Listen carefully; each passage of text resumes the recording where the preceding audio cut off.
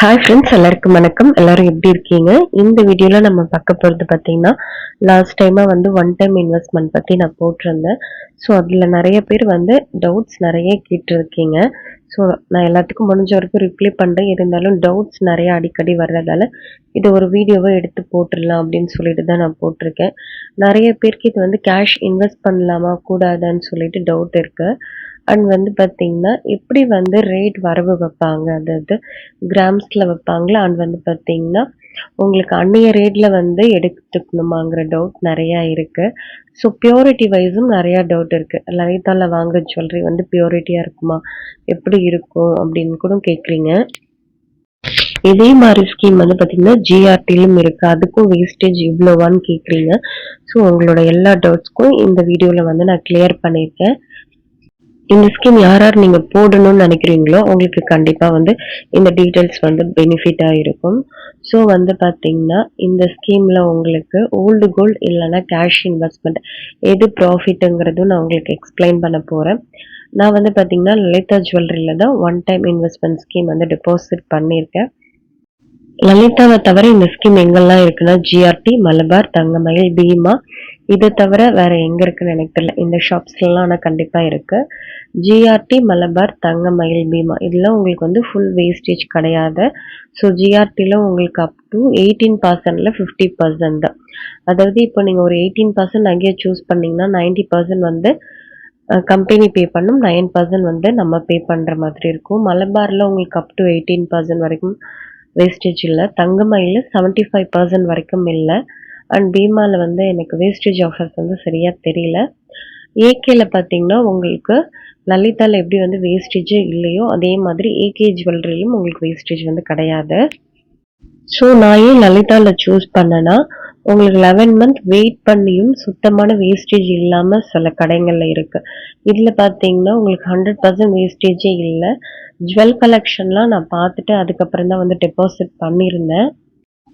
நீங்க வந்து உங்க ஓல்டு கோல்டு மாத்தணும், இல்ல வந்து ஒரு அமௌண்ட் கேஷ் வச்சிருந்தீங்கன்னா, இந்த ஸ்கீம் கண்டிப்பா ரொம்ப ப்ராஃபிட்டபிளா இருக்கும் உங்களுக்கு. இந்த ஸ்கீம் வந்து நமக்கு லாபமான்னு நெறைய பேர் கேட்குறீங்க.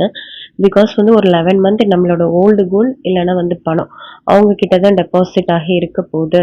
ஸோ 11 மந்த்துக்கு அப்புறம் அதோட மதிப்பு வந்து வேற மாதிரி இருக்கும். அப்ப லாபமான்னு கேட்குறீங்க. ஸோ அப்சல்யூட்லி வந்து நமக்கு லாபம் தான். பிகாஸ் வந்து 11 மந்த்ல கோல்டு ரேட் ஏறும் இல்லையா? ஸோ நம்ம சேல் பண்ணாதான் நமக்கு லாபம். இங்க வந்து நம்ம எக்ஸ்சேஞ்ச் தானே பண்ண போறோம். ஸோ அந்த மாதிரி விஏ இல்லாம இந்த ஸ்கீம்ல எடுக்க போறோம் இல்லைங்களா? ஸோ நமக்கு தான் கண்டிப்பா லாபமா இருக்கும். ஸோ வந்து நம்ம தாராளமா எடுத்துக்கலாம் இல்லைங்களா? ஸோ வந்து நமக்கு கண்டிப்பா வந்து பெனிஃபிட் இருக்கு. நீங்க 11 மந்த் கோல்ட் ஷீட் போட்டிருக்கீங்கன்னா, அந்த கோல்ட் ஷீட் கம்பைன் பண்ணி கூட நீங்க ஒன் டைம் இன்வெஸ்ட்மெண்ட்ல வந்து ஜுவல்ஸ் வந்து பர்ச்சேஸ் பண்ணிக்க முடியும். இப்போ நீங்க ஒரு ஓல்டு கோல்டு வச்சிருக்கீங்க ஒரு 8 கிராம். அது வந்து டைரக்டா நீங்க எக்ஸ்சேஞ்ச் பண்றதுக்கும், இந்த ஸ்கீம் மூலம் எக்ஸ்சேஞ்ச் பண்றதுக்கும் நான் டிஃபரன்ஸ் சொல்லியிருக்கேன். நான் வீடியோ எடுத்த அன்னைக்கு கோல்டு ரேட் பார்த்தீங்கன்னா ரூ. 9725. ஸோ 8 கிராமோட மதிப்பு பார்த்தீங்கன்னா ரூ. 77,800 ஆகுது. இதுக்கு வந்து டர்ட்ஸ் வந்து ஒரு ₹1000 வந்து மைனஸ் பண்ணிக்கோங்க. ஸோ பேலன்ஸ் பார்த்தீங்கன்னா உங்களுக்கு ரூ. 76,800 ஆகும். ஸோ இந்த அமௌண்ட்டுக்கு நீங்கள் வந்து ஒரு 12% வேஸ்டேஜ் உள்ளது ஏதாவது வந்து சூஸ் பண்ணியிருந்தீங்கன்னா ரூ. 9,216 நம்ம பே பண்ணுற மாதிரி இருக்கும். ஸோ மொத்தமாக வேஸ்டேஜ் ப்ளஸ் வந்து கோல்டு ரேட்டை சேர்த்து ரூ. 86,016 ஜிஎஸ்டி 3%. இதெல்லாம் சேர்த்து நம்ம 8 கிராம் எக்ஸ்சேஞ்ச் பண்ணிட்டு எடுக்கணும்னா ரூ. 88,596 ஆகுது. அங்கே நம்ம கோல்டோட வேல்யூவே வந்து 76,000 தான் வருது. பேலன்ஸ் இருக்கிற அமௌண்ட் வந்து நம்ம பே பண்ணுற மாதிரி இருக்கும். பிகாஸ் ஏன்னா இங்கே விஏன்னு ஒன்று கொடுக்குறோம் இல்லையா, நம்ம எக்ஸ்சேஞ்ச் பண்ணாலும் அதனால. இப்போ நம்ம எக்ஸ்சேஞ்ச் பண்ண போற ஜுவல் வந்து லலிதாவது இல்லாம அதர் ஷாப்பா இருந்தா கண்டிப்பா உங்களுக்கு 1/2% வந்து டிடக்ஷன் பண்ணுவாங்க. 1/2%னா அந்த அளவுக்கு பண்ண மாட்டாங்க, அதோட குறைவா தான் பண்ணுவாங்க கண்டிப்பா. ஸோ ஓல்டு கோல்டு டைரக்டா எக்ஸ்சேஞ்ச் பண்றதை பார்த்தோம். இப்போ ஒன் டைம்ல இன்வெஸ்ட் பண்ணா என்னென்ன ப்ரொசீஜர் அண்ட் வந்து எவ்வளோ டிடக்ஷன் பண்ணுவாங்க, நமக்கு லாபமா என்னங்கிறத இப்போ பார்க்கலாம். ஸோ நம்ம ஒரு 8 கிராம்ஸ் டெபாசிட் பண்ணுறதா நம்ம வச்சுக்கலாம். அதுக்கு பார்த்தீங்கன்னா நீங்கள் நான் ஃபர்ஸ்டே சொன்ன மாதிரி அதர் ஷாப்பாக இருந்தால் கொஞ்சமாக வேஸ்டேஜ் வந்து கம்மி பண்ணுவாங்க. ஸோ அன்னைக்கு 8 கிராமோட ரேட் என்னவோ அது நமக்கு வந்து அமௌண்ட்டு இல்லைன்னா கிராம்ஸில் வந்து லாக் பண்ணிடுவாங்க. ரெண்டுத்துலேயுமே லாக் பண்ணுவாங்க. ஸோ ரெண்டுத்துலேயுமே உங்களுக்கு சேம் தான் வரும், ஒன்றும் டிஃப்ரென்ஸ் பெருசாக வராது. இன்னைக்கு கோல்ட் ரேட் பாத்தீங்கன்னா 9,725 ரூபாய் இருந்ததுன்னா 8 கிராமோட வேல்யூ 77,800 ரூபாய். ஸோ அதை அப்படியே அமௌண்ட்ல லாக் பண்ணிடுவாங்க. நீங்க 11 மந்த்துக்கு அப்புறமா வாங்க போறப்போ ரேட் வந்து ஒரு 11,000 ரூபாய் இருந்ததுன்னு வச்சுக்கோங்களேன். ஆனா உங்களுக்கு 1 கிராமோட ரேட் பாத்தீங்கன்னா 9,725 ரூபாய் தான். ஸோ இந்த அமௌண்ட்டுக்கு ஆர் இந்த கிராம்ஸ்க்கு நம்ம வந்து வேஸ்டேஜ் இல்லாம பர்ச்சேஸ் பண்ணிக்க முடியும். ஸோ 8 கிராமுக்கான ஜிஎஸ்டி மட்டும் நம்ம பே பண்ணா போதும். அதுவும் சொல்ல போனா ஓல்டு கோல்டுல நம்ம ஒரு 9,000 ருபீஸ் வந்து விஏ பே பண்ற மாதிரி இருந்தது இல்லையா 8 கிராமுக்கு, அதை வந்து பே பண்ண வேணாம். இப்போ ஓல்டு கோல்டு பெனிஃபிட் என்னன்னு பாத்தீங்கன்னா நம்ம வேஸ்டேஜ் கொடுக்க வேணாம். இப்ப பழைய தங்கத்தை நம்ம எவ்வளவு வருஷங்கள் கழிச்சு மாத்தினாலும் தங்கத்தோட வேல்யூ அதோட மதிப்பு வந்து மாற போறதில்ல. அதுக்கான அமௌண்ட் நமக்கு வந்து கிடைக்கும் தான். பட் வந்து நம்ம ஃபியூச்சர்ல ஓல்டு கோல்ட மாத்தினாலுமே வேஸ்டேஜ்னு ஒன்று பே பண்ண வேண்டியது இருக்கும். அதையே இந்த ஸ்கீம்ல நம்ம இன்வெஸ்ட் பண்ணா பே பண்ண வேணாம்.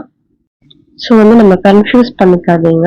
ஸோ ஓல்டு கோல்டு கொடுத்தா நீங்க வந்து விஏ பே பண்ண வேணாம், அவ்வளவுதான் டிஃபரன்ஸ். நெக்ஸ்ட் பாத்தீங்கன்னா கேஷ் இன்வெஸ்ட்மெண்ட். இதை பத்தி தான் நிறைய கமெண்ட்ஸ் வந்தது. கேஷ் இன்வெஸ்ட் பண்ணலாமா? ஸோ இன்வெஸ்ட் பண்ணா எப்படி வந்து எனக்கு கோல்டு ரேட் வந்து வரவு வைப்பாங்க? நான் கேஷ் இன்வெஸ்ட் பண்ணிட்டேன்னா எனக்கு 11 மந்த்துக்கு அப்புறம் வர கோல்டு ரேட் தான் கணக்கில் எடுத்துப்பாங்களான்னு கேட்குறீங்க.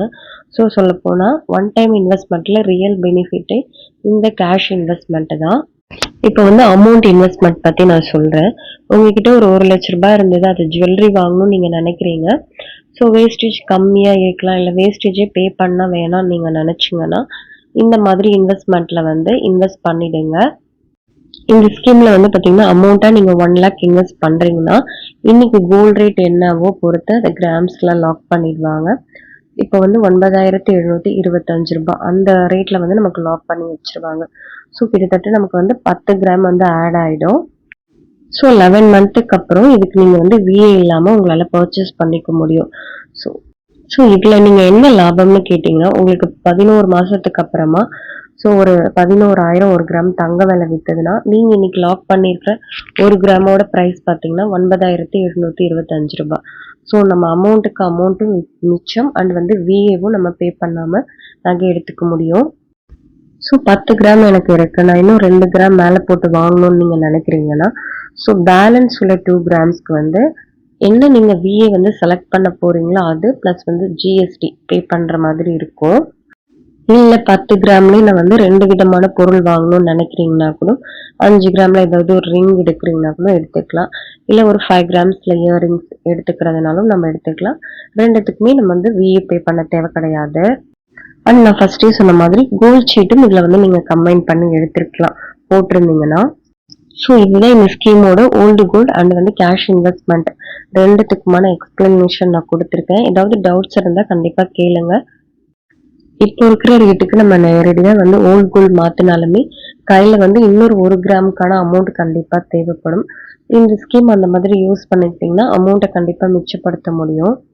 இது பாத்தீங்கன்னா ஓல்டு கோல்டு டெபாசிட் பண்ணதுக்கான பில் மொத்தமா வந்து 17 கிராம் 373 மில்லிகிராம்ஸ் இருந்தது. வேஸ்டேஜ் வந்து பாத்தீங்கன்னா ஒரு 87 மில்லி போட்டிருந்தாங்க.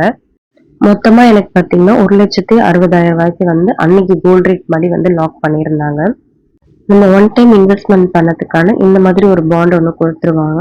ஸோ நம்ம கிட்ட ஒன்று இருக்கும், அவங்க கிட்ட ஒரு காப்பி இருக்கும். ஃபிக்ஸ்டு கோல்ட் வெயிட்னு சொல்லிட்டு நமக்கு கொடுத்துருவாங்க. 17 கிராம் 373 மில்லிகிராம் இருந்தது. ஸோ இது வந்து நம்ம எடுக்க போற அன்னைக்கு கம்மியா இருந்தாலும் சரி அதிகமா இருந்தாலும் சரி இதுதான் நமக்கு வந்து ஃபிக்ஸ்டு.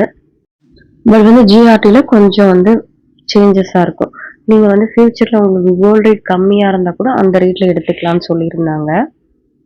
பியூரிட்டி வாஸ் லலிதா வந்து நல்லா இருக்கும். ஸோ எதுவுமே நம்ம சொல்ல முடியாது. என்னோட பேபி ஜுவல்லரி எல்லாமே நான் அங்கதான் வாங்கிட்டு இருக்கேன். ஸோ இந்த வீடியோ உங்களுக்கு கண்டிப்பா பிடிச்சிருக்கும்னு நினைக்கிறேன். வேற ஒரு வீடியோல கண்டிப்பா பார்க்கலாம். தேங்க்ஸ் ஃபார் வாட்சிங் and keep supporting me. Bye by.